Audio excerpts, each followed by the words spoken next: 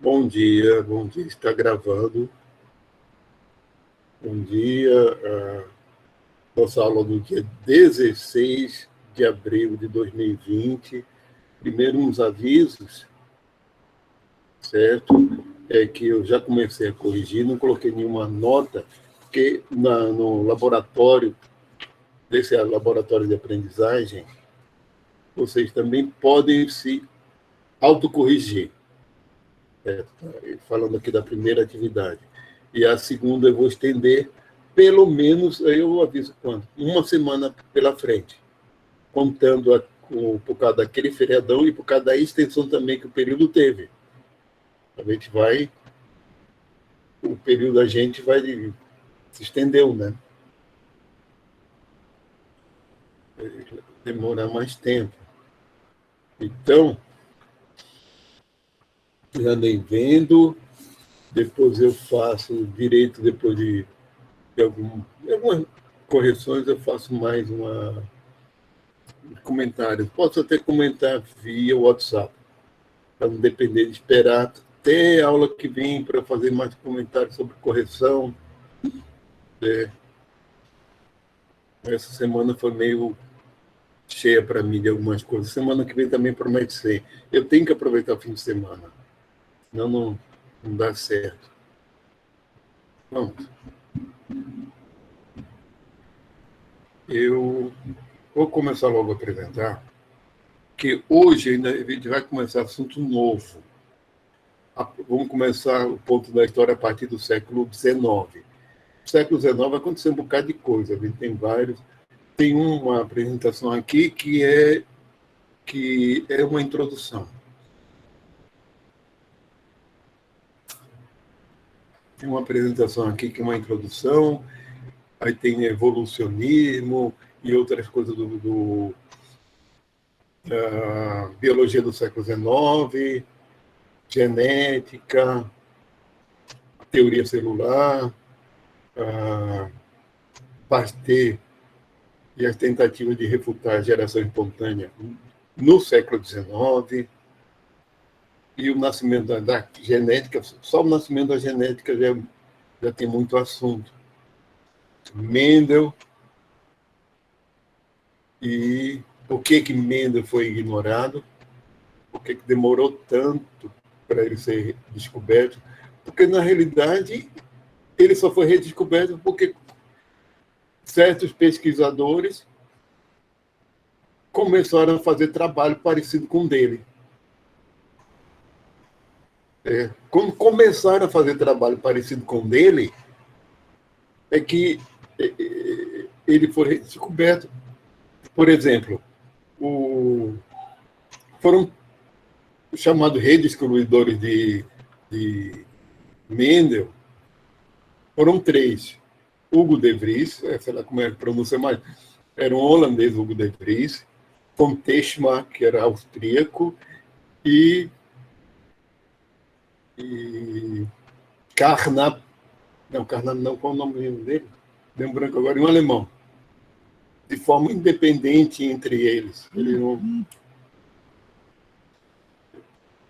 De forma independente. Karl Correns, todos botânicos, certo? E conta-se que o holandês, o De Vries, certo? Já estava com um artigo pronto no Prelo sobre ervilhas, sobre hibridização de ervilhas, com resultados muito parecidos com o de Mendel, e um amigo dele, um colega dele, deu para ele uma cópia do artigo de Mendel. Você não está trabalhando com hibridização de ervilhas? Tem um aqui, achei esse artigo também sobre hibridização de ervilhas, pode ser útil para você. Ele quase, na primeira versão do trabalho dele, não tinha nenhuma referência a Mendel. Depois ele colocou, porque a coisa já estava exposta, que havia um trabalho anterior, porque ele quase não colocou, porque ele viu a data do trabalho, 1865. o ano, né, da publicação de Mendel, enquanto o trabalho dele estava sendo publicado no ano de 1900, né, 35 anos depois de Mendel. Ele quase que ignorava, como se quase que ele fingia que não tinha tomado conhecimento. Até porque ele fez um trabalho, realmente o trabalho experimental de Vries, e o trabalho de pesquisa dele foi sem tomar conhecimento de Mendel, só tomou conhecimento quando o trabalho já estava pronto. Ele não se inspirou, não repetiu o trabalho de Mendel. Então, teve motivos, vários motivos, inclusive o próprio Mendel, ou a própria vida que Mendel levou, que fez com que ele não conseguisse o reconhecimento em vida. Tem vários motivos. Isso é coisas também do século XIX, que a gente vai começar a ver agora. O Mendel, ele... Inclusive porque ele não era pesquisador, não era acadêmico, não era... Deu-se pouca importância para ele, né, em vida. Só publicou 2 trabalhos. O famosíssimo foi o primeiro. Depois publicou mais um e acabou. Porque ele era um monge. Depois virou abade no mosteiro dele. Um monge agostiniano. E as obrigações com o mosteiro tomaram o tempo dele. Morreu jovem, com 60 e poucos anos, né? Morreu relativamente jovem. Então, ele tinha pretensão de ser pesquisador, ser acadêmico, etc., mas não conseguiu. Ele não conseguiu nem ser professor de ciências. Ele foi reprovado. Ele manteve-se como no mosteiro, né? Filho de agricultores, a oportunidade que ele teve na vida de digamos assim, de não ter que viver plantando e ele sendo uma pessoa de saúde frágil, foi entrar para a igreja. Então, Mendel teve uma vida meio assim. Aparentemente, a vida não foi justa com ele, mas outras coisas também. Certo? E o trabalho dele era também meio fora da mentalidade do século XIX. Daquela mentalidade do século XIX, do que andava se fazendo para trabalhos com seres vivos. Mas o de Darwin, não. O evolucionismo nascente, não. Porque o evolucionismo está dentro de uma pesquisa em história natural. Darwin se apresentava como naturalista e não como biólogo. Praticamente não existia essa palavra, né? Não se usava direito ainda a palavra biologia. A palavra biologia foi criada de forma independente por um naturalista alemão no começo do século XIX e também por Lamarck no começo do século XIX. Vou começar a apresentar agora, viu? Qualquer problema, vocês, como sempre, me avisem, porque meu microfone pode sair né? Pode sair do ar. Bom, qualquer problema, uma pessoa pedindo para permissão. O microfone pode sair do ar. Tem gente que pode querer permissão para entrar na sala. Tem essas coisas. Estamos gravando.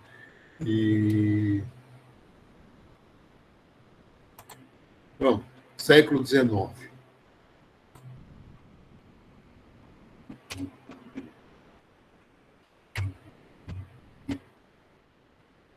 Aqui típico cientista do século XIX. Essa charge.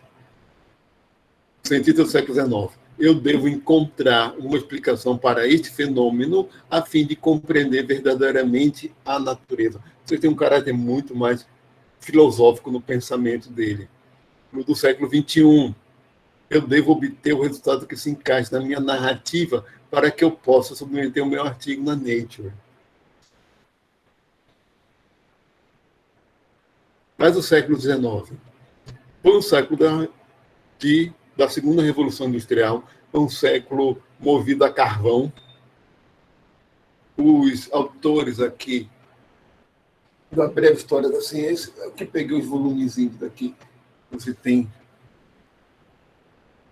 Marco Braga, André Guerra e José Cláudio Reis, volume 4. Eles chamam de a Belle Époque da ciência, porque foi quando a ciência realmente se estabelece. Realmente se estabelece. No começo do século XX tem uma revolução na física. Da revolução que é muito mais da perspectiva. A física clássica, a física newtoniana, não deixa de ser uma versão simplificada da física de Einstein. Uma versão, digamos assim, da física em velocidades baixas, em distâncias pequenas. Quando parte para a astrofísica, quando parte para milhões de quilômetros-luz, em distâncias absurdas, até para o século XIX era inconcebível isso, galáxias, ainda no século XIX não se concebia galáxias, que o universo fosse tão grande, que o tempo de duração do universo fosse bilhões de anos. Né?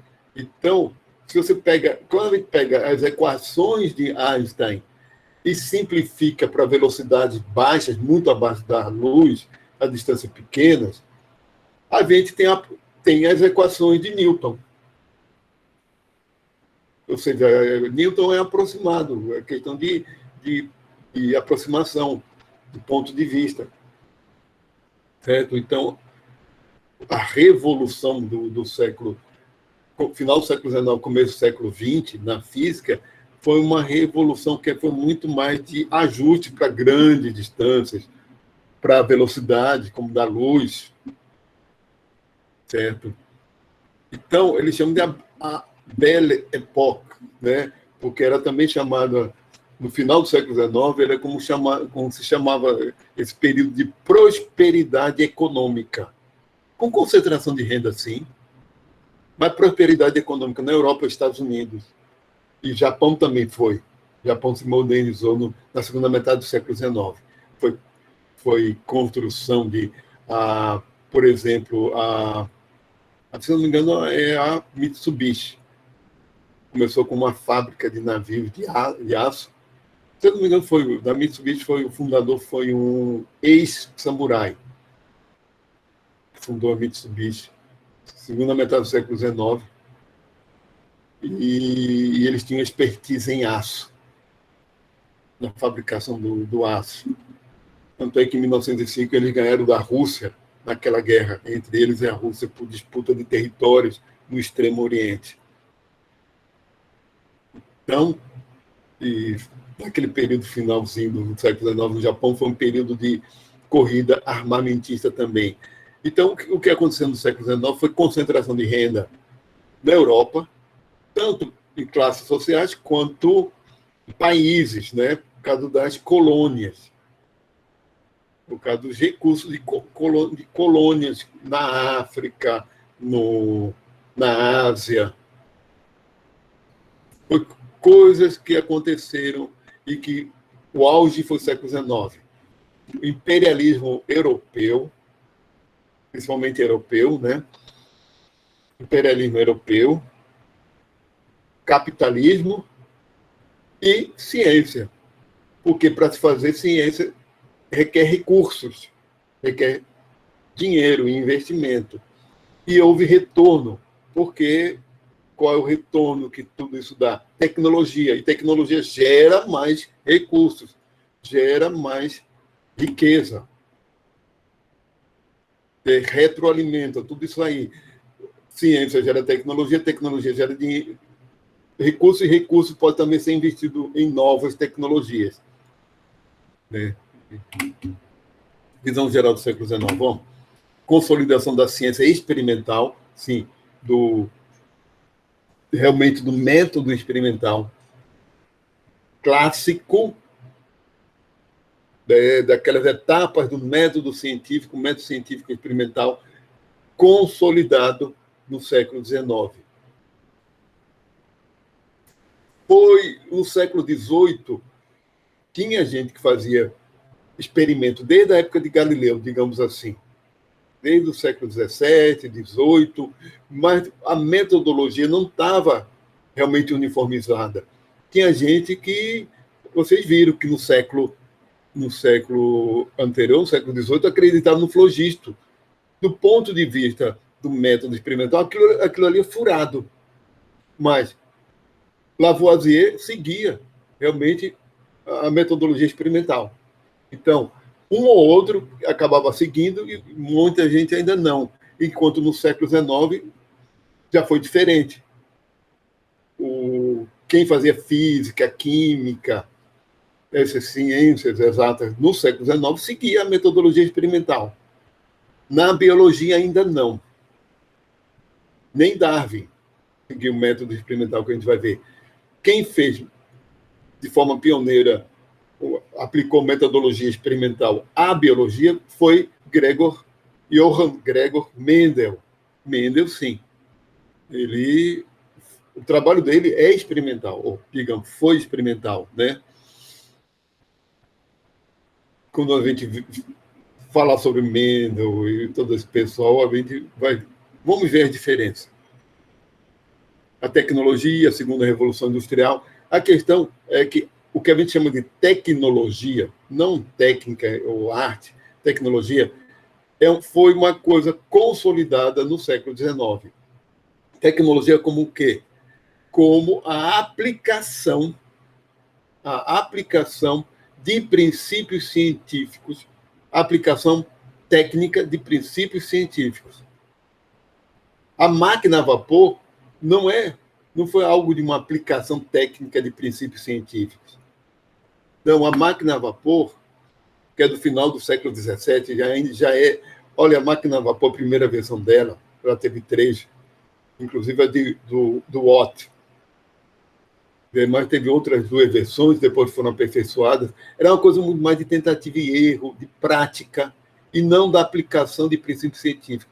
Então, foi de 1600 e tanto a primeira versão da máquina a vapor, que foi que permitiu, e as primeiras era para bombear água, certo? De poços profundos para drenar minas de carvão. Depois descobriram outras aplicações.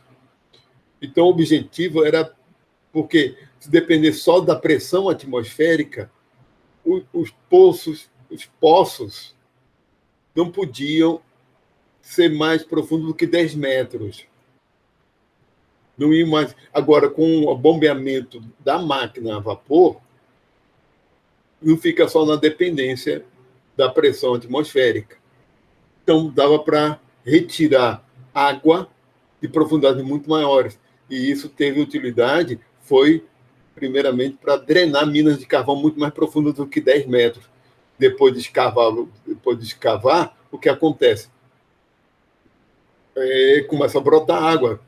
Chega no lençol freático, inunda a mina, e não tem mais como trabalhar. Então, essas máquinas a vapor eram para retirar essa água. E os mineiros começarem a cavar. Olha, quem viu Os Miseráveis, ou já conheceu a história de Van Gogh, certo? Vocês têm alguma ideia de como é que era a vida de mineiro no século XIX? Mineiro de carvão. A vida miserável. Era pior do que escravo no Brasil.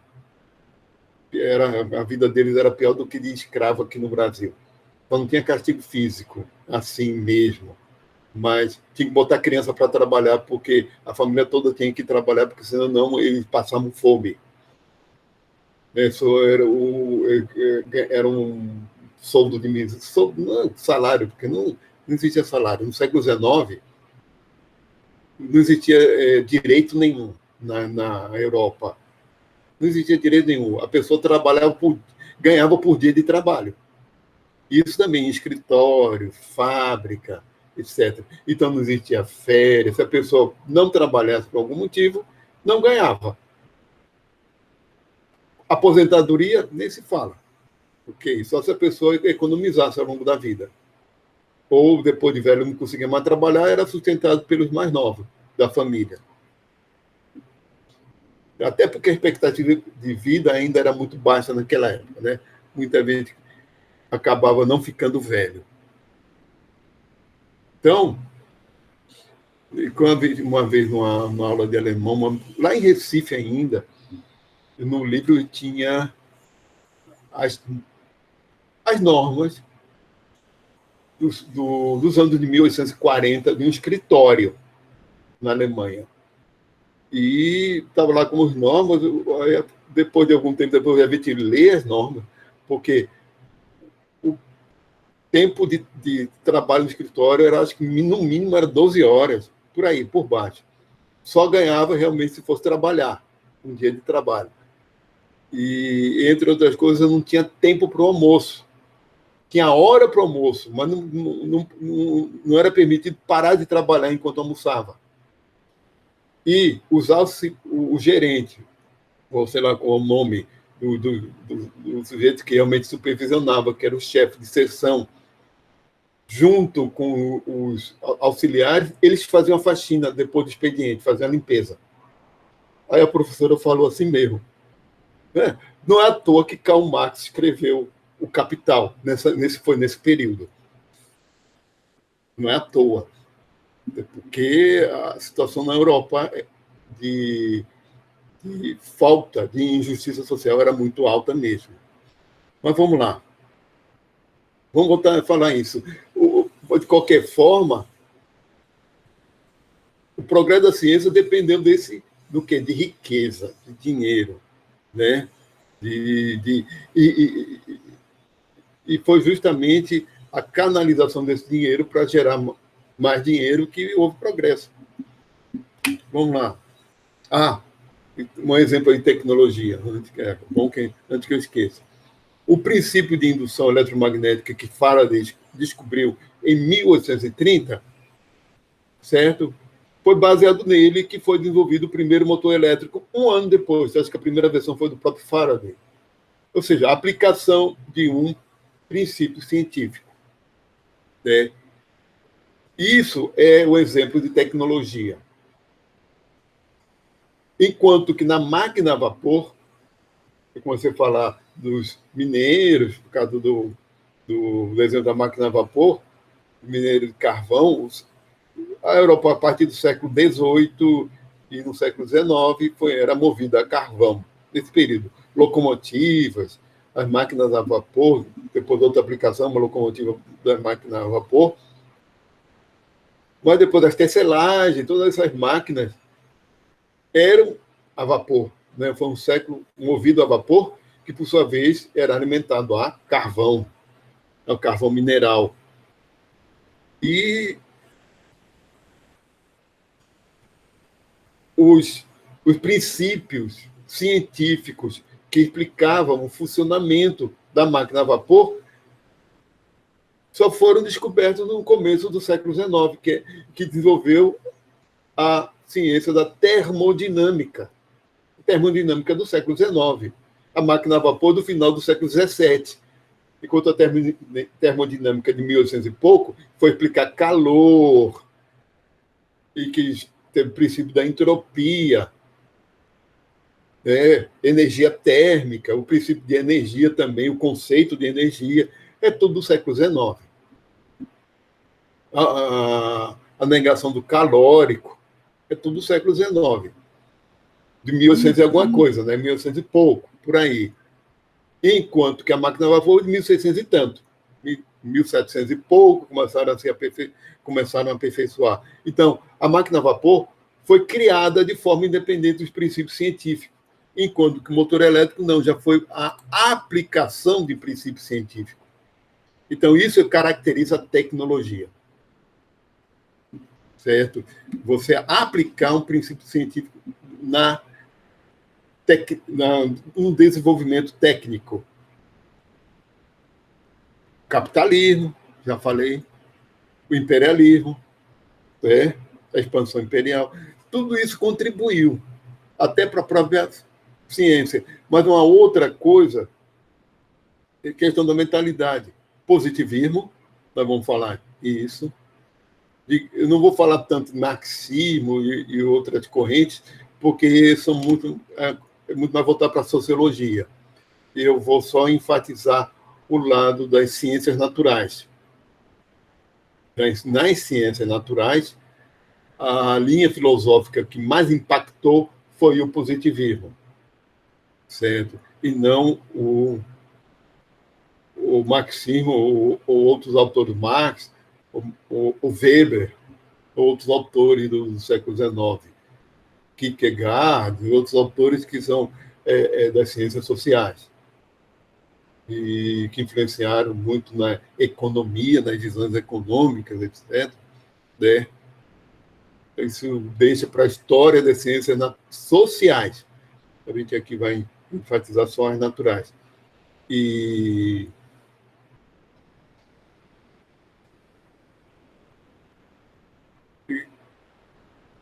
quer falar assim, porque a questão, a visão que se tornou da ciência ao longo do século XIX foi a seguinte: é que a ciência resolveria tudo.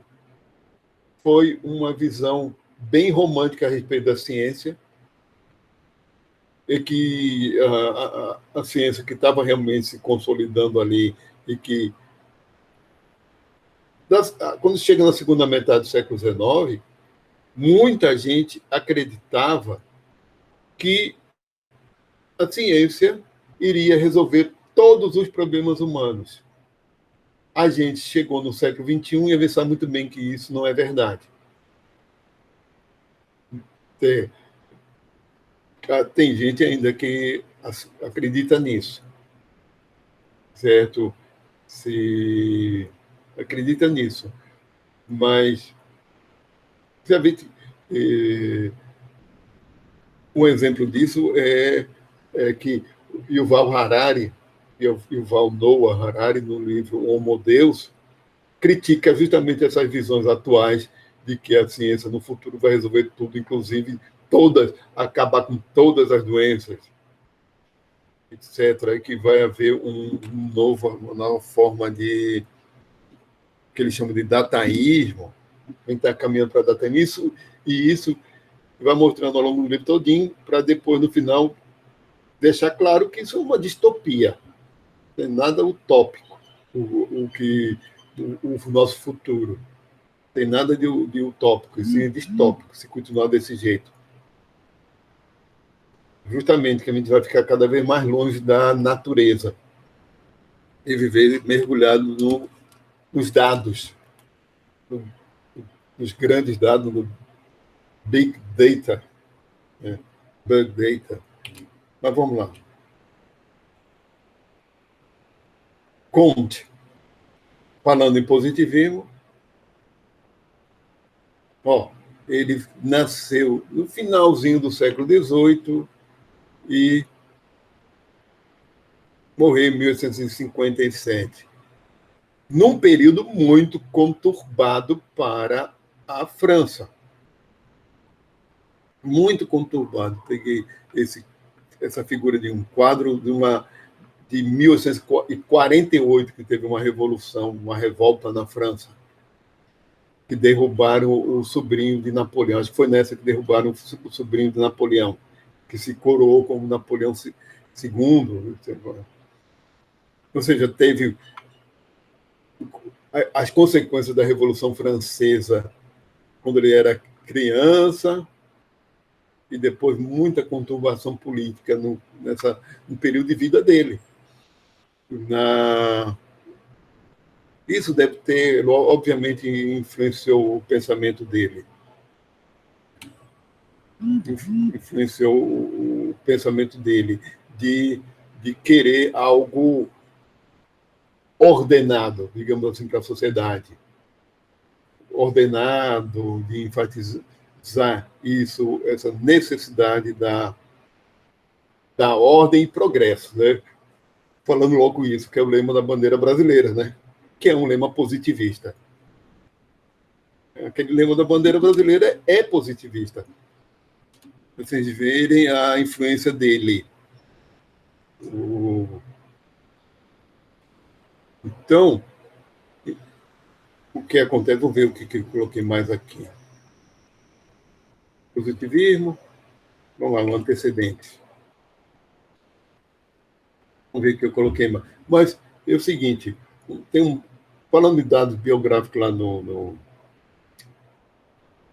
Conte, ele começou a estudar nas escolas politécnicas que foram criadas por Napoleão, mas justamente por esse motivo de conturbação política da época, por causa de guerra napoleônica, ali no começo do século XIX, ali, logo naquele período, ele acabou abandonando, se dedicando a um ensino, a estudo, e começa, a partir dali, a formular linha filosófica ele era muito mais voltado inicialmente para as questões sociais, certo? Mas ele queria unificar as ciências em torno de uma proposta filosófica, né? Que ele vai aos poucos desenvolvendo o positivismo e essas escolas politécnicas, falando um pouquinho mais nela, eram escolas para a formação de engenheiros, que, como estratégia de Napoleão, ele foi fundado no começo do século XIX para formar engenheiros civis, engenheiros militares, para a concorrência, por causa da concorrência com a Inglaterra. Eles queriam realmente formar engenheiros de forma mais eficiente do que havia nas universidades, porque nas universidades havia muito estudo filosófico, eles achavam que aquilo era uma perda de tempo. Napoleão achava que aquilo era uma perda de tempo, que para um engenheiro não precisa saber nada disso. E até hoje, em engenharia, não tem história da ciência, ou se tem, eu não sei, tem muito pouco, não tem discussão filosófica, nem nada. Só acrescentando uma coisa, os livros de ciências no Brasil sofreram a influência dessas escolas politécnicas francesas. A influência cultural francesa foi muito grande no Brasil, essa influência cultural da França aqui no Brasil. Então, os primeiros livros de ciência no Brasil foi no século XIX, foram traduções dos manuais franceses dessas escolas politécnicas. Aí não tinha nada de filosofia nesses livros, eram apostilas praticamente. Quando se fala num livro desses de Newton, não tem texto de Newton, tem um resumo dos resultados que Newton, como aqueles 3 princípios de Newton, ação e reação, inércia, né? Alguma coisa, mas aquela coisa que não é o texto original de Newton. Mesma coisa quando se fala em Galileu, não tem o texto original de Galileu, e sim algo já mais depurado, com uma ordem lógica para o povo entender. Rápido, sem precisar do contexto de época, os motivos que levaram a Newton, por exemplo, a chegar àquele resultado. Bate os resultados e aprender a aplicação. Então, aprender matemática, né, pura e prática. Aprender a matemática, por exemplo, de forma pura para poder depois a aplicada, cálculo, como tem hoje em dia, né, tem cálculo 1, cálculo 2, cálculo... Então, não se fala de motivos que levaram a Newton a criar o cálculo quando ele estava com 20 anos de idade. Por que ele sentiu a necessidade do cálculo? Praticamente, esses manuais não falam nada disso. Sim, um dos antecedentes, apesar de Newton não ser um positivista, mas foi a postura de Newton em relação à formulação de leis científicas, que um lema dele era, em latim, significa hipótese não fingo, hipóteses que não são verificadas, não são usadas para a formulação de leis científicas. Que as leis científicas têm que ser a partir de hipóteses verificadas, ou seja, devidamente comprovadas. Então, a mentalidade positivista vai um pouquinho mais longe, que considera que a formulação de teorias científicas tem que ser baseadas em hipóteses comprovadas. Tudo que não for comprovado tem que ser deixado de lado. Certo? O iluminismo francês do século XVIII, o século anterior, tratou de ter a postura também de expurgar as explicações metafísicas das teorias científicas.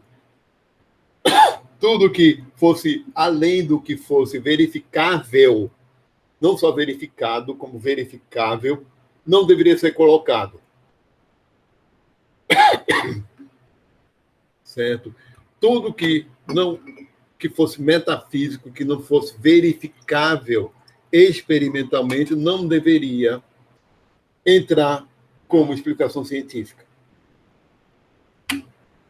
Kant, outro, digamos assim, que influenciou, apesar, repetindo, a filosofia de Kant não era positivista. Mas o que Kant fez foi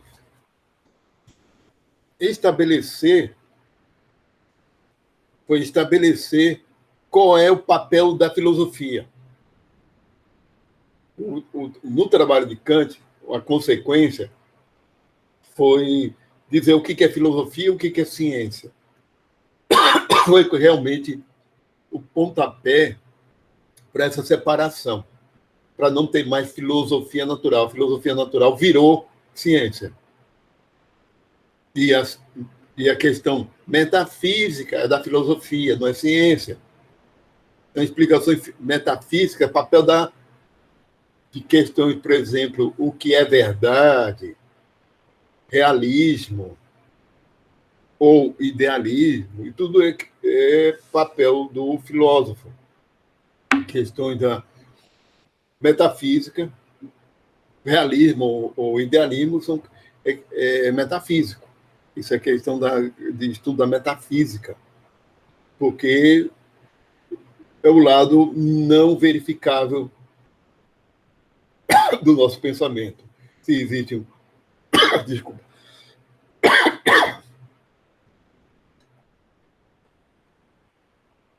Olha, por exemplo,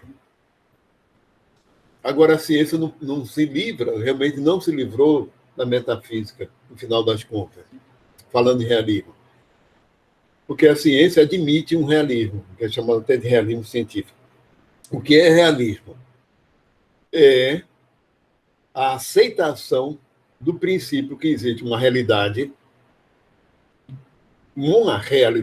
fora da mente humana e que a mente humana é capaz de tomar conhecimento dessa realidade.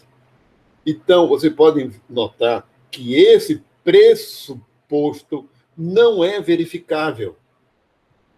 Não é. Essa realidade não tem como comprovar que ela existe ou não. Porque nossos métodos de comprovação, os experimentos, por exemplo, não permitem que... Olha, digamos assim, vou falar um exemplo bem como no filme Matrix. Aquele Matrix, como naquele filme. Se o mundo, se a realidade não existe e for uma Matrix, os experimentos estão mergulhados na Matrix também. Então, o resultado que os experimentos vão ser obtidos desses experimentos vão ser resultados que vão corroborar a existência da Matrix e não vai permitir a gente sair dela, digamos assim. Se o mundo dos sentidos é uma ilusão, os resultados experimentais também vão ser, porque estão dentro dessa própria ilusão. Então não tem como verificar, certo? Não tem como verificar. Então, esse princípio, mas só que é o seguinte, os cientistas vão defender, dizendo, não, a gente aplica os princípios desenvolve tecnologia, etc. Mas olha, a gente poderia contra-argumentar, mas está tudo dentro dessa ilusão. Como é que você sabe? Como é que pode verificar? Olha, a repórter não pode. Então, a ciência tem que assumir que existe essa realidade. Tem que assumir esse realismo como um princípio metafísico da ciência. É um princípio metafísico da ciência. Então, aí é questão filosófica. É questão para a filosofia da ciência, que nós vamos ver no século XX. Filosofia da ciência é algo que realmente se consolida no século XX, a partir do século XX. São essas questões que lida a filosofia da ciência. Inclusive a própria metodologia científica. Porque metodologia também é uma questão da filosofia. Então, metafísica, metodologia, epistemologia, que é a teoria do conhecimento,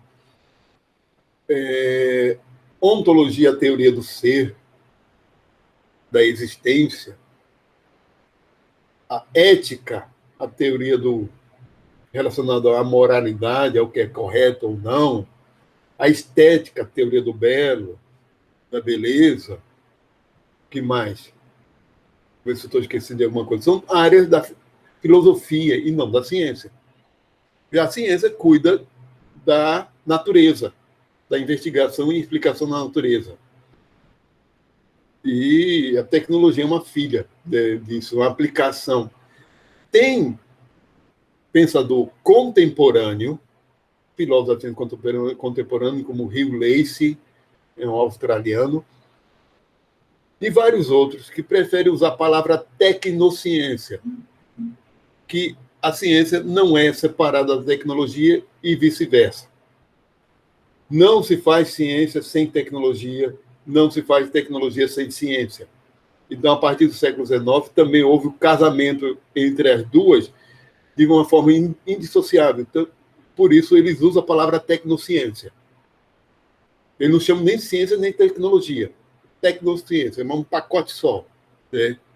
Então, Immanuel Kant foi um precursor, por conta disso que eu falei para vocês. E a questão é a seguinte, que foi a proposta de Comte, do Augusto, né? Augusto, vamos aportuguesar o nome dele, que francês é chato pra caramba para se pronunciar. As aglutinações de vogais e eles engolem muitas consoantes, né? Também, o S fica mudo, o S final é mudo, mas se tiver uma consoante, se tiver a palavra seguinte, se tiver uma vogal, aí ele aparece, emendando com a vogal, né? Mis amis, meus amigos.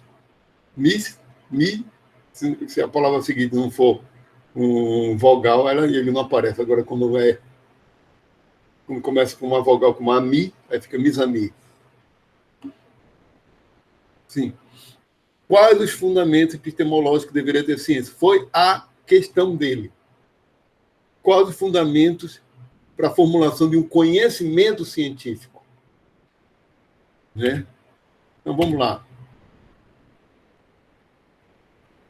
Era essa questão do começo do século XIX que foi a proposta de Comte. Então, vamos ver. Fases. De 1830 a 1842, escreveu 6 volumes do curso de Filosofia Positiva, Fundamentos Epistemológicos, sendo continuação e aprofundamento do iluminismo. O lado voltado para as ciências naturais estão nesses 6 volumes que ele retoma toda a história da ciência até o ponto que eles chegaram, o que tinha dado certo e o que não. A partir do que deu certo, ele analisou para dar a proposta de como é que deveria realmente ser o conhecimento científico. E, na época dele, o conhecimento científico que deu certo foi o experimental. Realmente foi o experimental, foi o baseado em hipóteses verificadas experimentalmente. Então, ele insistia nisso, que a formulação do conhecimento científico tinha que ser a partir de hipóteses verificadas. Senão aquilo era pura especulação. Aí eu pergunto para vocês, átomo da teoria atômica de Dalton, de 1808, era algo verificado na época da existência. Ele elaborou uma teoria para explicar certos fenômenos químicos, inclusive dos gases, certas leis que tem dos gases, reação química, explicar o conceito de elemento químico, aquele conceito que a gente viu em Lavoisier. Mas aí a teoria atômica explica direitinho. Só que ele verificou a existência de átomo em 1808? A resposta é não. Não. E era algo não verificável no século XIX, no começo do século XIX. Aliás, só no final do século XIX é que alguns experimentos começam a mostrar. E só no começo do século XX é que... Olha, para vocês terem uma ideia, quando Einstein escreveu o trabalho em 1905, Einstein, foi o ano milagroso de Einstein, e ele escreve 4 artigos, se eu não me engano, foram 4. Ele poderia ganhar 4 artigos que eram merecedores do prêmio Nobel, cada um deles, bastava um deles. Ele só foi ganhar. E justamente, ele só acabou ganhando em 1921, se eu não me engano, 20, 21, 22, por aí. Ele só ganhou com o do movimento browniano porque a teoria atômica já estava consolidada. Era algo consolidado, porque em 1905 não. Ora, nem em 1905, quase 100 anos depois de Dalton. Até porque o átomo de Dalton depois não foi considerado, né? Então, ao longo do século XIX, os químicos chamavam da teoria atômica de hipótese atômica. Era uma hipótese.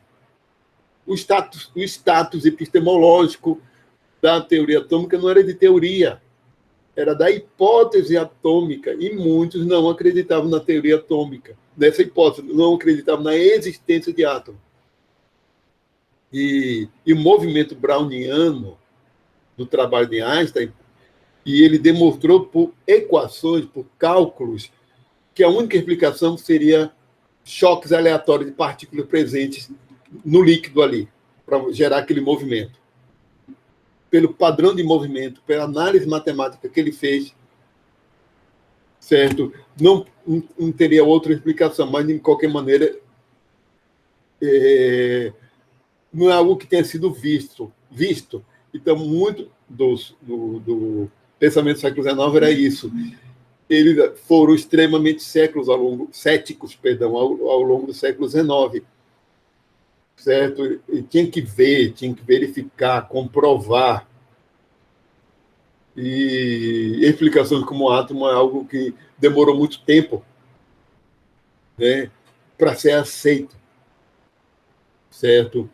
Demorou muito tempo. Então, quando a teoria atômica foi aceita, já foi uma teoria que foi totalmente diferente da de Dalton.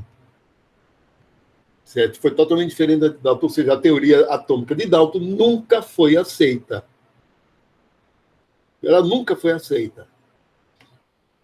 Certo? E que já foi com o elétron, né? Já foi com a demonstração, foi de Rutherford. Eu me lembro sempre daquele rap do Ariano Suassuna, quando ele fala de Rutherford e Bohr.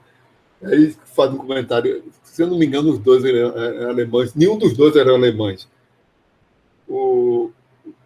acho que é Robert, né? Não, o Rutherford era neozelandês e o Niels Bohr dinamarquês. Mas o Rutherford foi em 1900 e quanto? 13, 15? Eita, esqueci. Mas foi um pouco antes de 1920. E o desenvolvimento da teoria quântica ondulatória é no começo dos anos 20. É que foi aquela revolução. Einstein, pela relatividade, a partir de 1905, mas ele só foi consolidado e aceito em 1916, não, em 19. 16 teve o artigo sobre a gravitação universal dele, no ponto de vista da teoria da relatividade. E isso foi o artigo que foi publicado em 1916. Já foi a relatividade geral. A relatividade restrita em 1905. Mas vamos lá. Então, o século XIX foi bem característico por isso, certo? Por essa ortodoxia em relação ao método científico. Certo? Agora eu me lembrei que tinha gente na época falando que átomo era algo tão fantasioso quanto flogisto. Certo? Em 1851 a 54, escreveu os 4 volumes do Sistema da Política Positiva. Aí entra o lado sociológico dele. Análise sociológica e proposta da criação da religião da humanidade. Algo muito estranho, uma religião ateísta. Mas dá para entender por quê. Se a gente entender o conceito social de religião. E ele percebeu isso. Que ele não vai para um conceito tradicional de religião, e sim para um conceito social. É uma necessidade social que ele percebeu que o ser humano tem da religião.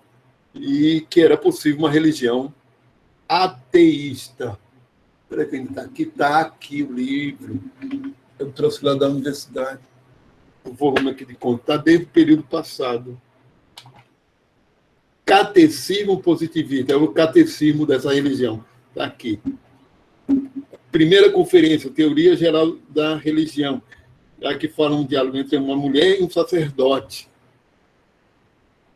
Fala da defesa, catecismo positivo. Até você pode ver aqui como é o templo, como é que seria a organização do templo. Seria uma espécie, não diria maçonaria, mas bosque sagrado ou campo de incorporação. Tem um templo positivista no Brasil, ainda, dessa religião da humanidade. Que aí é o sentido social da religião, de ser uma congregação de pessoas que pensam igual, sem ser partido político. O nome partido político vem realmente de parte da sociedade que pensa daquele jeito. Grupo social que pensa daquele jeito. Por isso, o unipartidarismo é uma aberração. Porque a sociedade não só tem uma forma de pensar. O partido político vem daquelas pessoas, pelo menos a origem é essa, daquelas pessoas que têm aqueles ideais políticos em comum. Então, nessa religião da humanidade, há ritos, há catecismo, a organização de um templo, etc., para pessoas se reunirem e falarem e ouvirem a pregação de um sacerdote com conhecimento do positivismo ou da filosofia positiva, como ele chamava, certo? Agora, sem Deus, né? É ateísta. Não é nem como o budismo. O budismo não é ateísta. O budismo não é um ateísmo que tem ali no budismo. Eles simplesmente, os budistas, não se importam com a existência ou não de Deus. Eles seguem a orientação dada pelo Buda. ele é iluminado para também atingir uma iluminação. E isso não há... para eles é uma questão que não é fundamental a existência ou não do Criador. Ou seja, uma religião que, no budismo, é uma religião muito mais voltada para um viver, objetivando a superação da consciência humana normal e partir para a iluminação, a partir das orientações do Siddhartha Gautama, né, chamado o Buda. Esse Buda significa iluminado. Diferente, essa religião da humanidade de Conte é ateísta e pronto mesmo, não aceita Deus. Mas vamos lá. Positivismo. Estágio de progresso da humanidade e do conhecimento. Teológico. Metafísico positivo. O que é teológico? É o conhecimento baseado em mitos e explicações sobrenaturais. Aquela fase do conhecimento que tudo são os deuses, ou tudo é Deus, quando evolui para o monoteísmo, como é na Idade Média, a grande maioria das explicações são teológicas. Tudo é referente a Deus, a questões da existência. Tudo é porque ou Deus quis, ou está dentro do propósito divino, de ter criado aquele animal, está tudo dentro da ordem divina. Na Idade Média, por exemplo, por que Deus fez carvalho? Ou por que Deus fez o carvalho? E Deus fez o carvalho para prover a humanidade de madeira boa. Metafísico, e quando entra a filosofia, aí já são as explicações racionais, mas não são explicações baseadas em hipóteses comprovadas. São explicações do tipo Platão, das de Platão, das do pré-socrático, e um pouco mais da de Aristóteles, baseada na razão. E o conhecimento positivo, segundo Comte, é o conhecimento da... Como eu falei para vocês, baseado em verificações experimentais. Vamos ver se o que eu coloquei. Por exemplo, aquele exemplo, explicações teológicas. A alquimia é uma magia. Magias são teológicas. A magia apela para o sobrenatural, apela para forças ocultas, forças que a gente não tem acesso. Ou sobrenatural, ou coisa que a gente não tem acesso. Hipótese não comprovada, flogisto, que é racional, mas não é comprovado. Falando, por exemplo, aqui na química, certo? Explicação metafísica explico de hipótese. Por exemplo, flogisto, outra explicação metafísica, segundo Comte, seria a força vital. É algo não comprovado, é algo irracional. É uma explicação que não tem nada a ver com forças ocultas, nem com religião. Mas não é comprovado. Então, força vital é uma explicação do tipo metafísica. Explicação positiva, teoria baseada em hipóteses comprovadas, como a teoria da combustão de Lavoisier.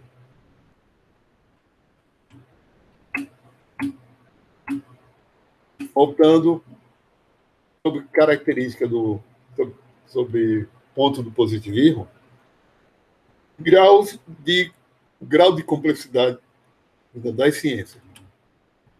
Para ele, as ciências, ele tem um grau de complexidade que vai da matemática, astronomia, física, química, biologia e sociologia, certo?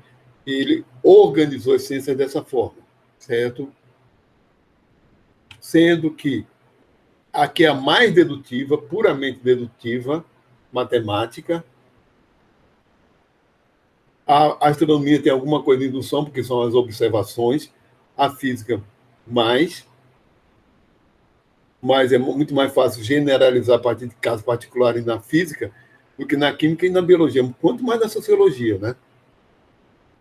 A sociologia, o extremo oposto, requer muita indução, muito estudo de casos particulares. E é muito mais difícil generalizar a partir desses casos particulares, certo? E muita coisa. Então, há uma proposta em ponte de que a sociologia também deveria seguir a metodologia científica como é a da física, certo? Só com essa particularidade, que é mais difícil de generalizar. Enquanto que a tendência a partir do século XIX, perdão, do final do século XIX, no século XX, é que isso não dá certo. Ciências sociais têm particularidades que fazem com que a metodologia científica delas não seja igual à das ciências naturais. Que não dá certo aplicar metodologia da física na sociologia, na economia e outros, nas ciências sociais aplicadas como a economia, educação e mesmo na psicologia social, não dá certo. Antropologia. Então, as ciências sociais foram criando métodos, como a etnografia, que foi criado na antropologia, e que também tem aplicação, por exemplo, na educação. Existe etnografia da prática escolar. Certo? Pesquisa em escola pode ser pesquisa de caráter etnográfico. Também existe. Eu não estou com nenhum livro aqui. Não estou. Aqui não tem, sei que lá naquela estante não tem. Acho que não, ali não. Ficou lá, não. Porque tem livro de metodologia, nesse caso. Por exemplo, estudo de caso clínico, se usa muito na área de sociais, das ciências sociais, e que não são diferentes. São chamados métodos qualitativos de pesquisa. Certo? A metodologia experimental é chamada genericamente de metodologia quantitativa. Não necessariamente envolve quantidades. Não necessariamente. Ouviram essa moto aí? Pensando.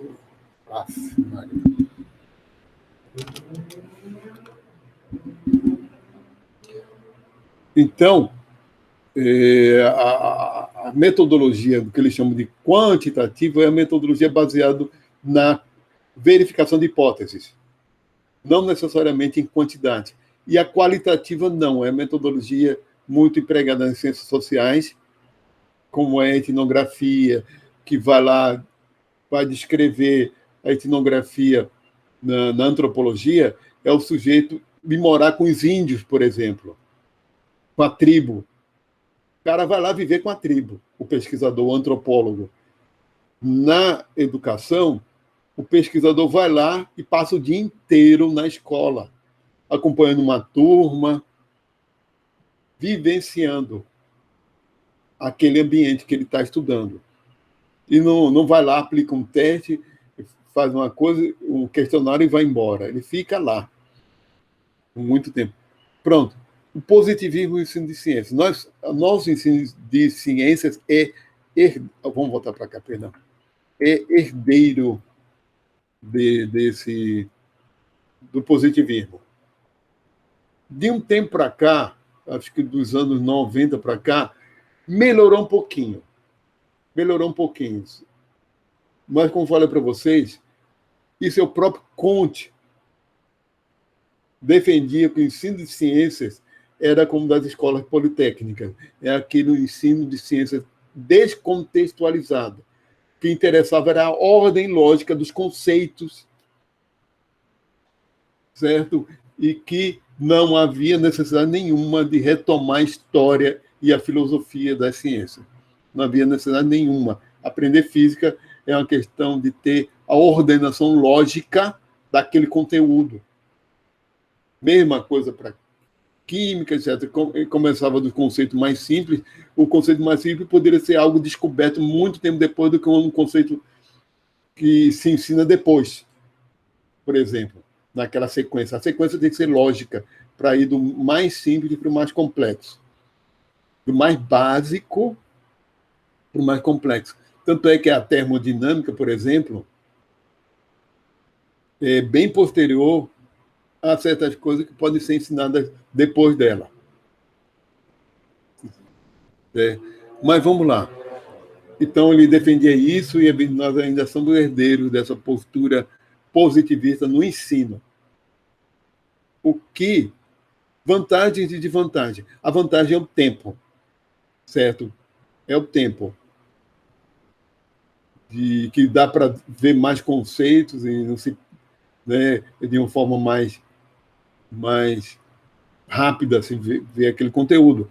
A desvantagem é que, para muitos casos, o estudante não entende o que é aquilo ali, porque, como está descontextualizado, fica aquele grande problema. Por exemplo, que vocês podem já, talvez, ter passado por isso, ter acontecido com vocês. Pessoal, peraí, vou dar uma olhadinha aqui. Isso pode ter acontecido para vocês, com vocês.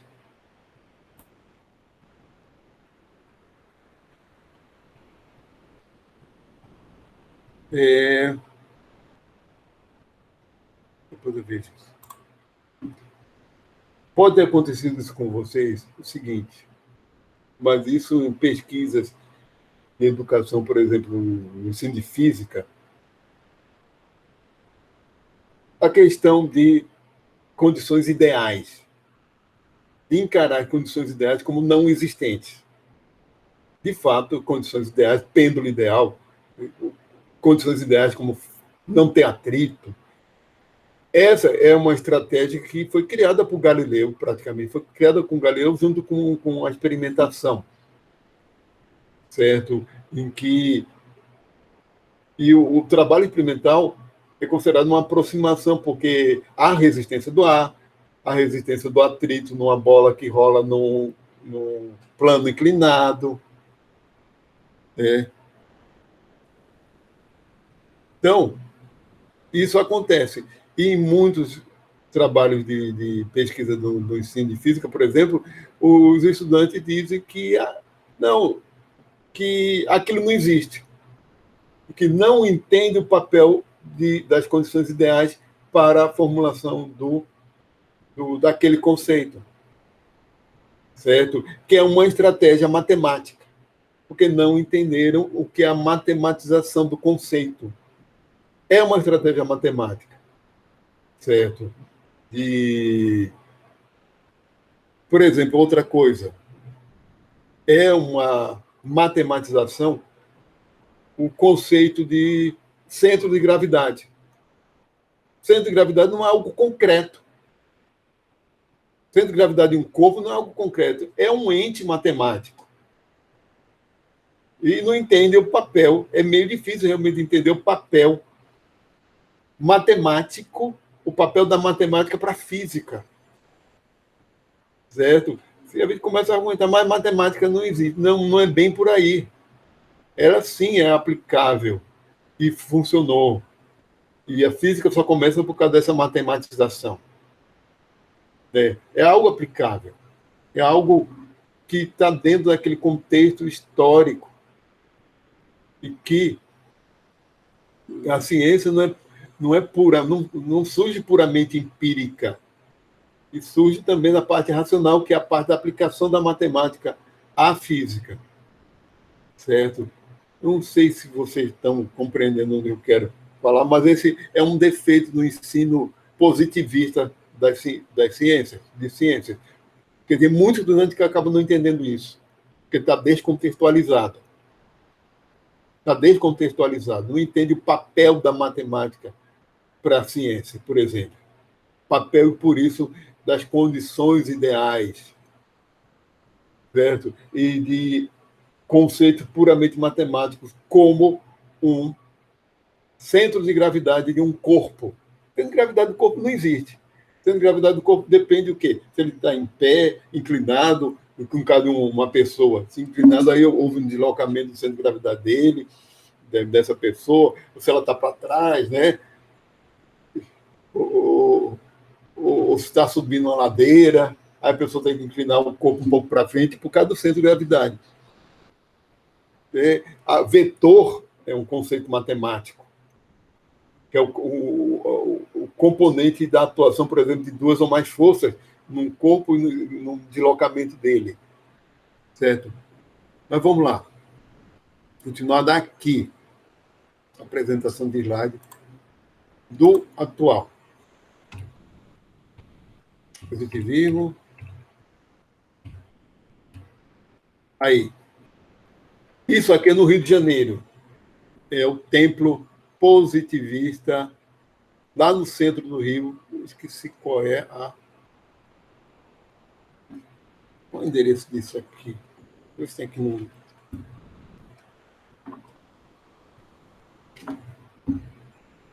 Inclusive, os autores são cariocas.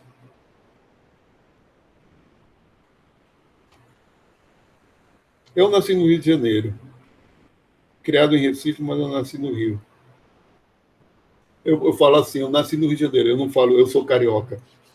Eu realmente não me identifico culturalmente com o Rio de Janeiro. Até porque meu pai não era carioca, minha mãe também, ela não era carioca. Minha mãe faleceu ano passado. Meu pai faz muito mais tempo. Cadê?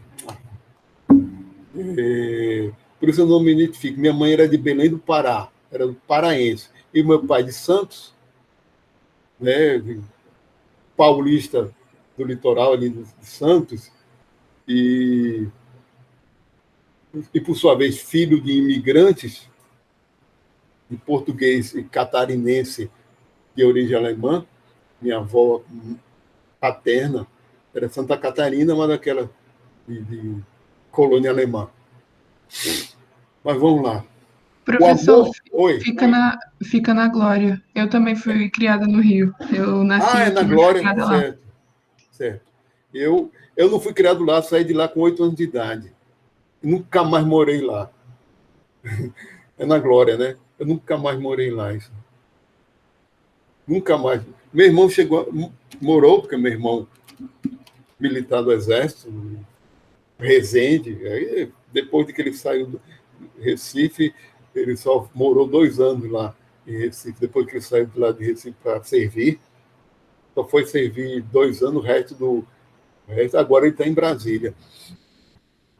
Mas o amor por princípio, a ordem por base, o progresso por fim. Ordem e progresso. É um lema positivista, é o lema dessa religião da humanidade. A questão política em Conte, vamos dizer assim, ele não era muito democrático. Tanto é que os militares que deram um golpe criando a República eram positivistas, porque aquela questão de ordem, certo? De ordem, progresso ou seja, de controle social. Ele não era muito democrático, criado, como eu falei para vocês, naquele ambiente turbulento da França. E eu acho que o ideal dele era que a sociedade tinha que ser muito bem controlada. Haver ordem, e esse tipo de ordem que se afina muito bem com a mentalidade militar. Né? Se afina muito bem com aquela mentalidade militar.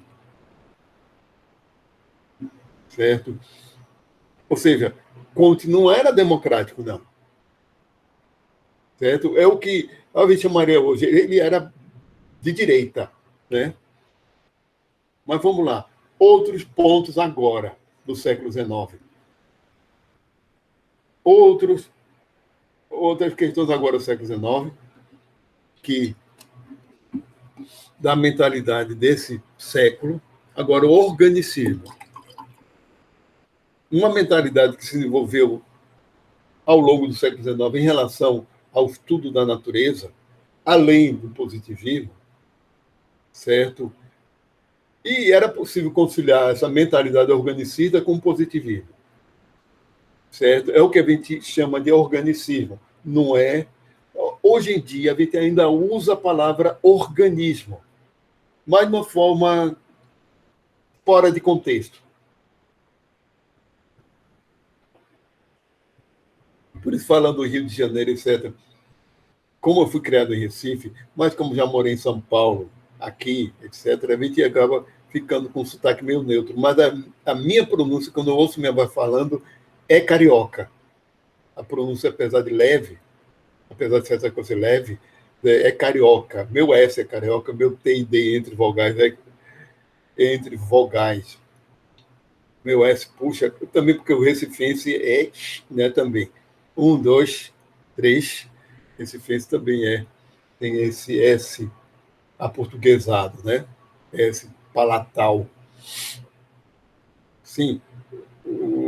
Voltando aqui, a gente usa que está fora de contexto.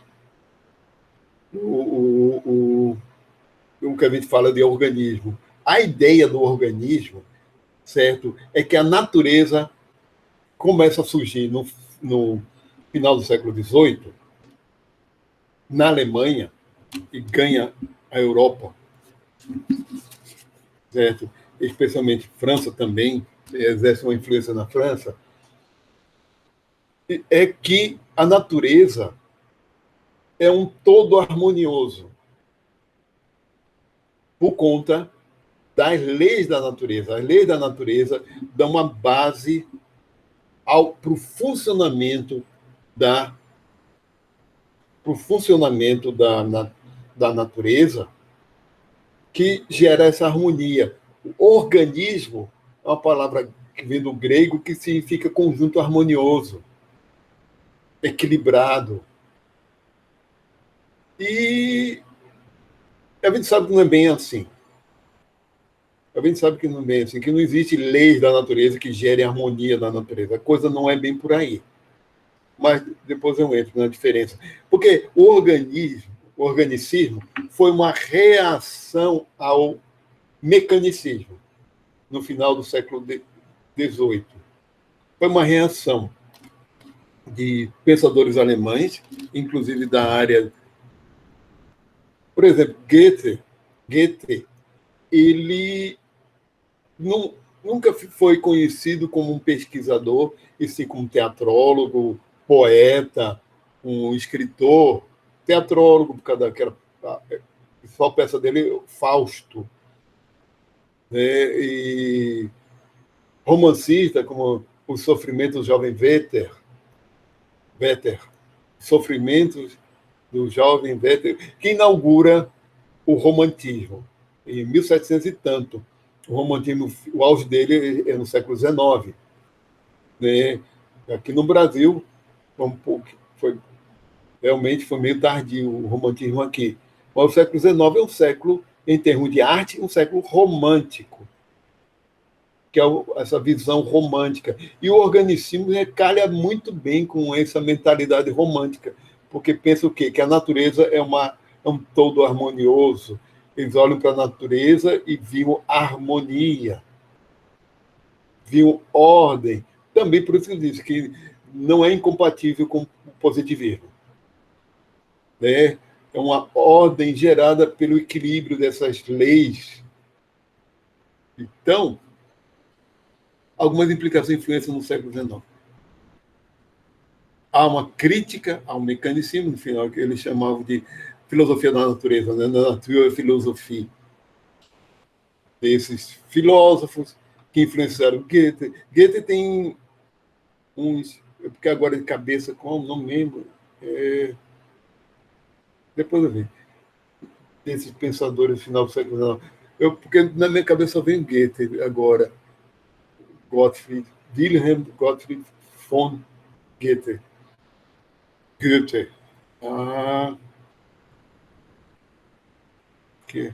Sim. E eles começaram a criticar o mecanicismo por essa visão de universo, de mundo máquina, certo? Que para eles era uma visão equivocada, que o mundo não podia ser uma máquina. Que, sendo só uma máquina, não conseguiria explicar muitos dos fenômenos. Certo? Mas o organicismo, no final das contas, também não explicou. Mas, isso já é outra história. Influenciou na formulação do princípio de conservação da energia, foi a elaboração do princípio de conservação da energia foi com base lá na França, com Carnot, Marc de Carnot e vários físicos franceses. Eles, depois dos estudos de troca de energia, essa generalização chamada princípio de conservação da energia, primeiro foi o conceito. Vamos falar a primeira coisa do conceito. Realmente, eu tenho que citar exemplos. Não tem como. Olha, no começo do século XIX, com o aperfeiçoamento da máquina a vapor, certo? Os canhões, citando como exemplo, começaram a ser fabricados a partir de escavação de brocas de metal. Escavação em tubos de metal também, é claro, em cilindros. Começaram a escavar aquele cilindro. Antes de ter a termodinâmica, se tinha o conceito de calórico, que inclusive Lavoisier ainda aceitava, e aceitava como um dos elementos da química. Está lá no livro dele, de Lavoisier, o calórico. O que era o calórico? Calórico era como se fosse uma substância de calor, que era passada de um corpo para outro. Se você tinha um corpo quente, ele tinha mais calórico que um frio. Ao misturar, aquele calórico se dissipava no frio. Uma água quente, ela esfriava porque perdia calórico para o ar, que era mais frio e tinha menos calórico. E o calórico tendia a se dissipar, a se misturar. Um corpo quente passava o calórico frio. Agora, como explicar que numa broca de metal frio, a broca está fria, o cilindro que vai se fazer o canhão, cilindro de metal frio também, como explicar que os dois esquentavam com a perfuração intensa, um movimento extremamente rápido ali, aquela perfuração, e começava até... E com o movimento do atrito, como é que começa? Não havia calórico. A aplicação depois começaram a ver e fazer outros experimentos, que não existe calórico. Dois copos frios ganham temperatura. Aí tinha que explicar a partir do movimento e do atrito. Transferência de algumas partículas que começam a se agitar, por agitação. Então, começam a formular a termodinâmica a partir daí. E um dos conceitos que surge é o da energia, que é aquela capacidade que os corpos têm para realizar trabalho e que aquilo que é transferido, o aquecimento da broca em relação ao cilindro, foi uma transferência de energia, por causa da energia gerada pelo movimento da máquina ali naquela broca, gerando essa transferência de energia, gerar calor. Um calor como um produto da transferência de energia. Então, se formula a termodinâmica a partir daí. E, depois de algum tempo, se começa a formular os princípios gerais, como é da entropia. Da entropia que também muita gente não entende. Realmente, muita gente passa pelo ensino médio e não entende o princípio da entropia. E que entropia é um princípio muito mais sofisticado do que simplesmente grau de desordem. Realmente uma coisa com desordem está com alta entropia. Mas não é questão, não é o grau de desordem, e sim a probabilidade da existência de um sistema. Realmente, para explicar a entropia, a gente tem que partir para sistema. A probabilidade dos estados. Os sistemas tendem a assumir o estado mais provável. Qual é o estado mais provável? É aquele que tem o maior número de possibilidades de existência. Certo? A água líquida é um estado já de alta entropia. Já está em alta entropia. E por isso, olha, queria achar outro exemplo sem mostrar, sem escrever, sem nada. Depois eu faço. Vou até fazer um. Porque aqui, olha, em sala de aula eu escrevo no quadro uma coisa aqui, para explicar a questão da entropia. Mas olha, vou ver se eu consigo explicar falando. Imaginem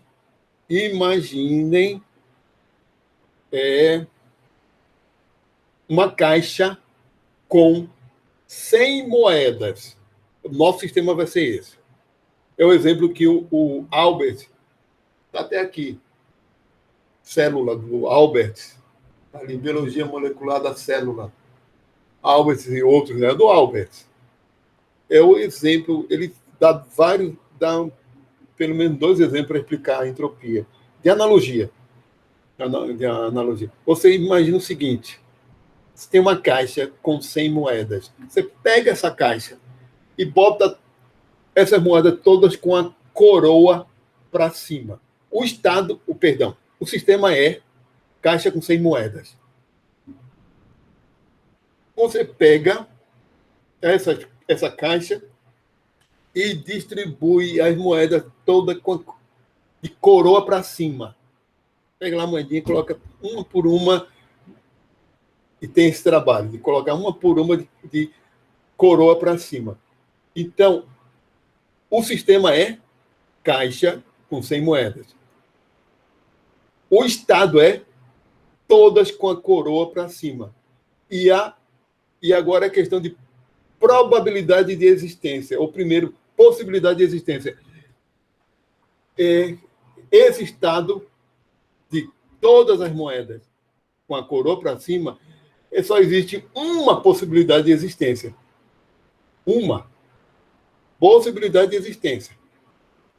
Você sacode a caixa e uma das moedas vira e fica com a cara para cima.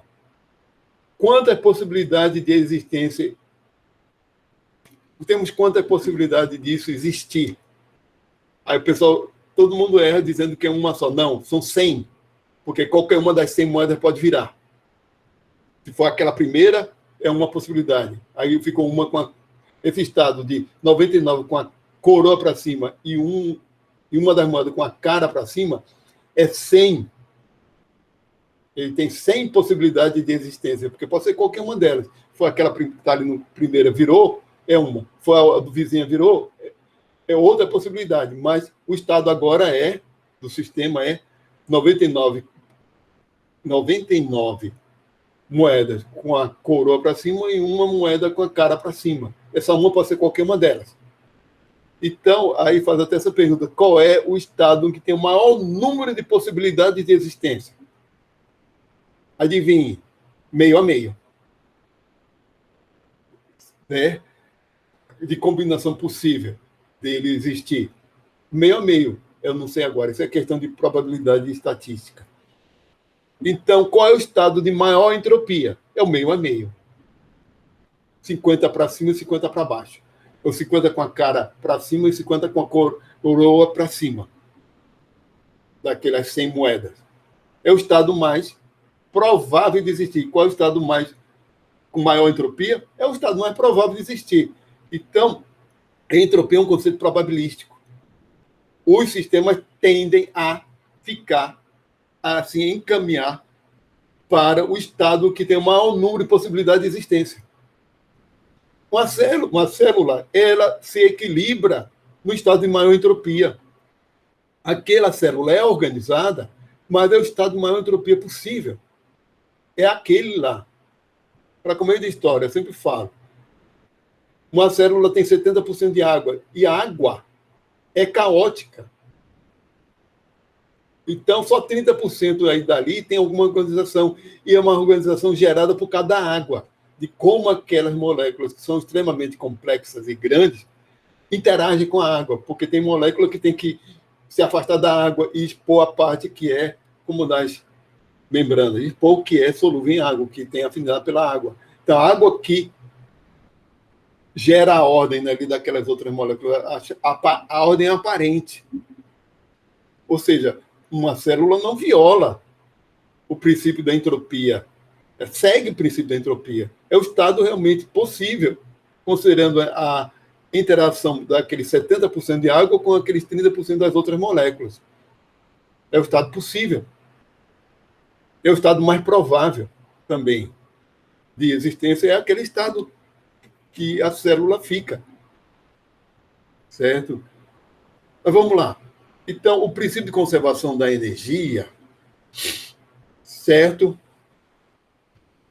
É um princípio organizador, foi dentro dessa mentalidade organicista. Depois ele foi se desenvolvendo mesmo dentro de outra perspectiva, da perspectiva sistêmica.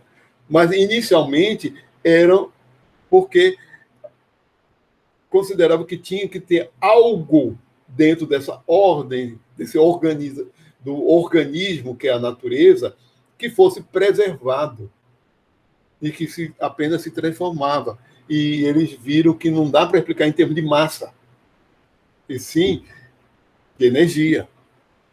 Foi dentro de uma mentalidade organicista que se criou o princípio de conservação da energia. A teoria da evolução de Lamarck, a gente vai ver, é organicista. É uma teoria organicista.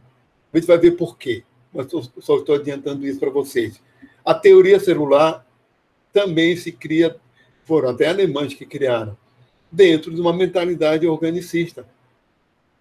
Se achavam que a célula como unidade funcional, fisiológica e anatômica básica da célula fizesse parte da harmonia do organismo como um todo. A ecologia também, foi um alemão, Haeckel, que criou a palavra ecologia, dentro dessa visão que as leis da natureza geravam um equilíbrio na natureza, um equilíbrio harmonioso. A ecologia teve uma influência organicista. Apesar de, a partir do, não sei de quando, mas o próprio Darwin não era organicista. Pelo menos a seleção natural não é um princípio organicista. Não é. No caso da seleção natural, não. Vou ver o que tem mais aqui. Vou falar aqui. Agora, como curiosidade, algumas pseudociências do século XIX. Isso aqui é no Exército, uma foto do Exército, em 1800 e tanto, de fazer a análise do crânio de acho que de um soldado ou de um candidato, né? Um candidato às Forças Armadas. Não sei se é final do século XIX ou já começo do século XX, pelo uniforme. Mas, de qualquer maneira, isso era usado pela frenologia, essa análise do crânio, em que se associava ao crânio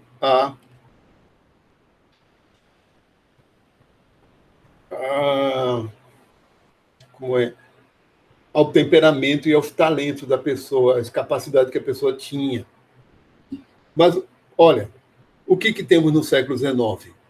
Não temos ainda uma teoria da hereditariedade. Não temos uma teoria adequada, as teorias são todas furadas, a gente vai ver isso. As explicações sobre hereditariedade eram explicações pseudocientíficas. Certo? Não eram teorias mesmo. Eram especulações. Inclusive, o próprio Darwin tentou desenvolver uma dessas explicações pseudocientíficas. Porque era algo que ele precisava por conta da, da teoria da evolução. A teoria da evolução precisava de uma teoria de genética, uma teoria, né? Mas vamos lá. Faltava isso. A antropologia era carregada de viés etnocêntricos, ou seja, de valorização da cultura europeia por questões biológicas. Digamos assim,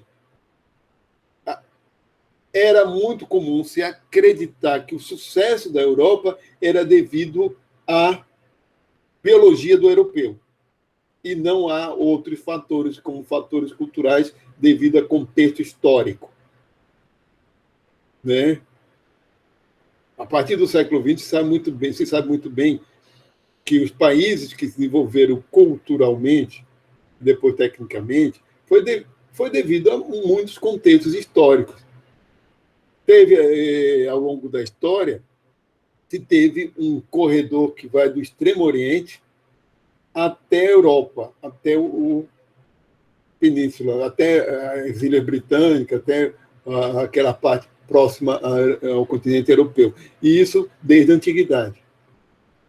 Oriente Médio, Extremo Oriente, Europa e o Mediterrâneo, eles se beneficiaram por um fluxo muito grande de comércio e de intercâmbio também cultural. Coisa que na África subsaariana, né, o Saara é uma própria barreira para lá, e nem aqui nas Américas. Não teve apesar das civilizações pré-colombianas, como os astecas, mas eram civilizações que foram isoladas, que a influência local, como os maias, aqui na América do Sul, teve influência local. Não teve, justamente porque o deslocamento é norte-sul, enquanto lá da Eurásia foi leste-oeste. Do leste ao oeste, do oriente para o ocidente. Ali permitiu, na mesma faixa climática, haver aquele intercâmbio. Né? O intercâmbio. Há um crescente fértil, houve também a primeira civilização crescente fértil ali no Oriente Médio, e a domesticação de plantas, de produção agrícola, riqueza, desde a antiguidade, desde aquelas primeiras civilizações, como a anterior mesmo aos egípcios. Então, fica o texto histórico, geográfico, cultural, e isso descambou para a Europa se beneficiou todo ao longo toda essa história por questões contextuais, né? E não porque o europeu é mais inteligente. Mas no século XIX, a análise antropológica que eles faziam era cheia desses viés, deles se acharem superiores porque tinham um desenvolvimento cultural que, segundo eles, também era superior, porque tinham ciência, né? E os africanos não. Depois os próprios orientais também não, ficaram para trás, né?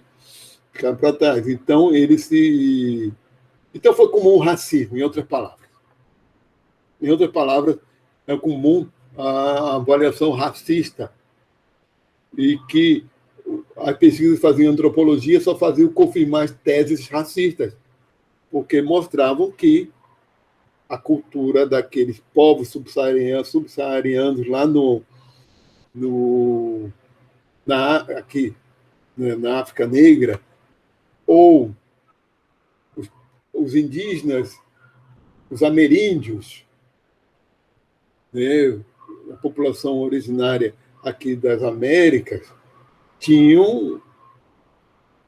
eram inferiores não por causa da questão só cultural, porque eram menos inteligentes mesmo, segundo eles.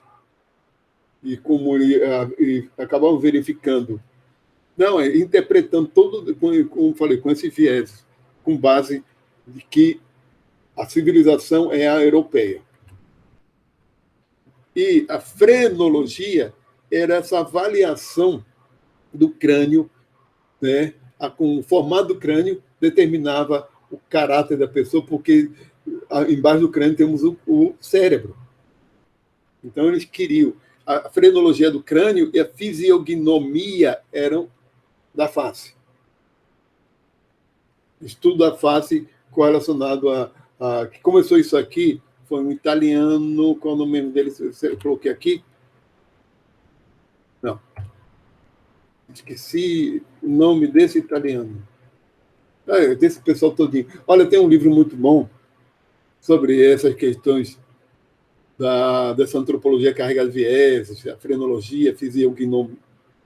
Ele fala, nesse livro fala tudo isso. É um livro do biólogo evolucionista americano, já falecido, porque ele faleceu com 60 e poucos anos, né? O Stephen Jay Gould, que ele teve uma disputa, um debate acalorado com Richard Dawkins. Mas é por questão de teoria da evolução mesmo. Ele tem um livro, está lá na minha sala na universidade, que é a falsa medida do homem, e que ele fala de tudo isso.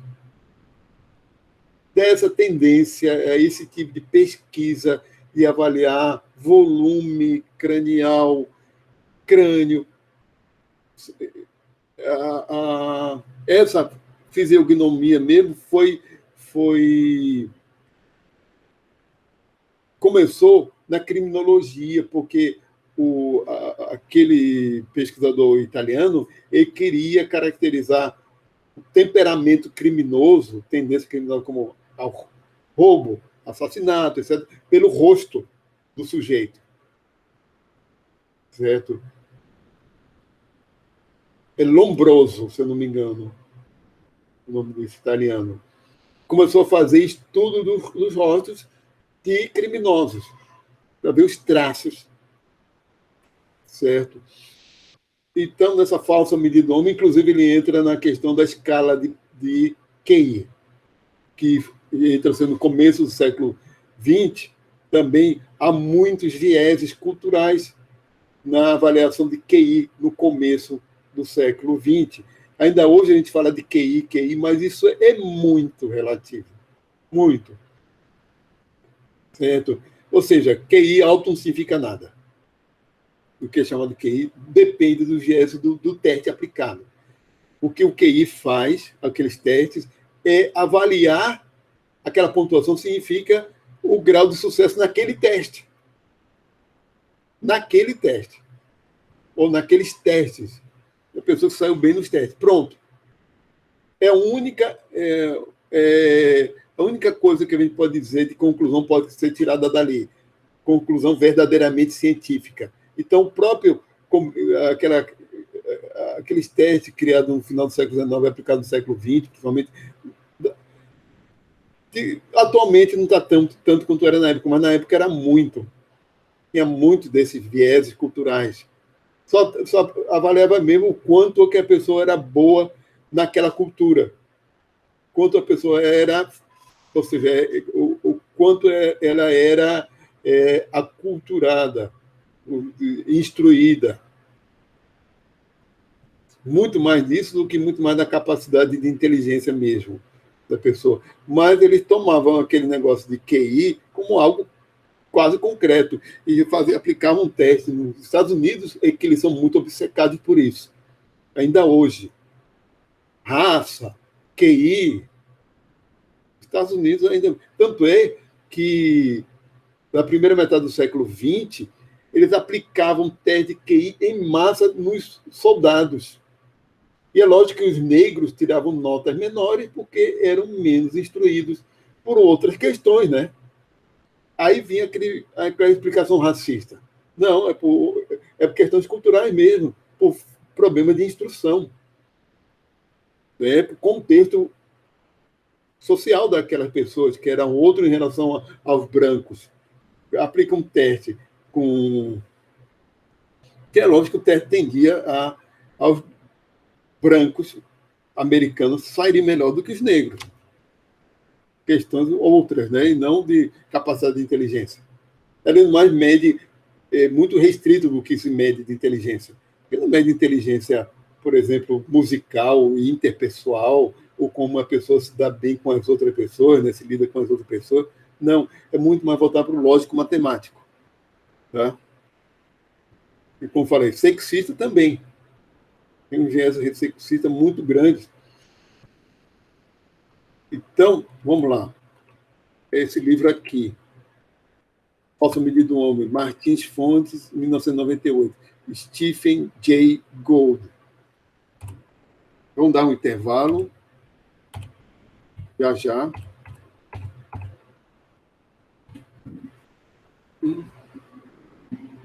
Tem um bocado de coisa aqui. Antes do intervalo, pessoal, fazer o seguinte. Vamos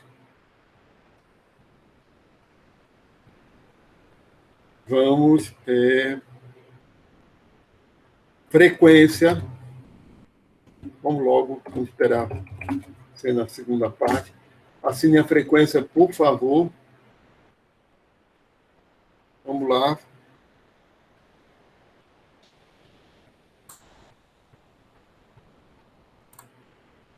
Para a apresentação, que eu vou dar uma olhada no meu WhatsApp. Está cheio de mensagem. Frequência. Para essa apresentação. Vou parar logo a gravação. Antes de sair daqui, eu tenho que ver o que tem no meu WhatsApp. Veja aqui. Interrompendo.